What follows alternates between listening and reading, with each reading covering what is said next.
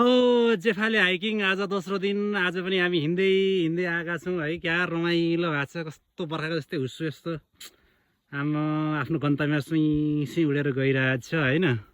क्या रमाइलो भइरहेछ हामीलाई चाहिँ।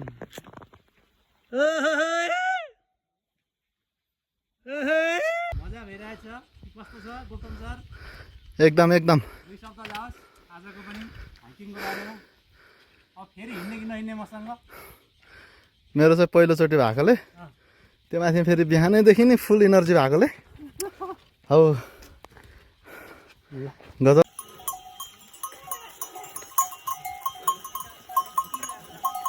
यो त खतर खतर रहेछ।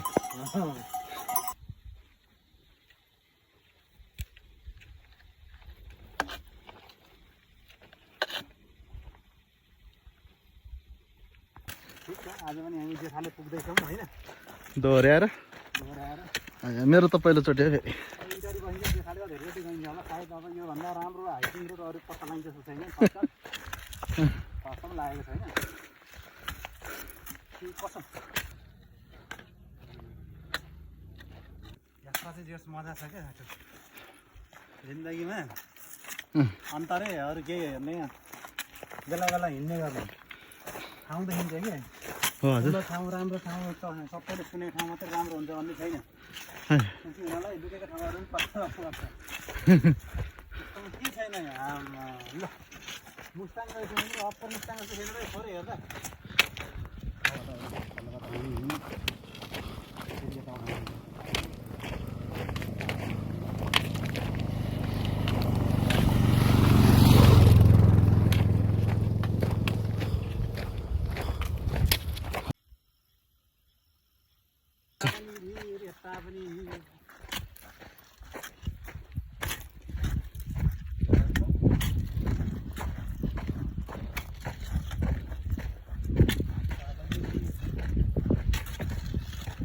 जेफालेको सबैभन्दा अप्ठ्यारो ठाउँ यही हो।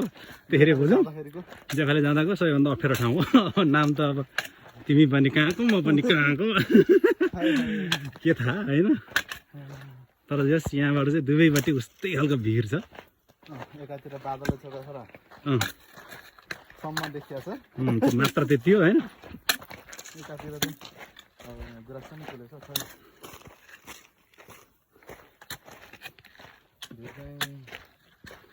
माप्पाको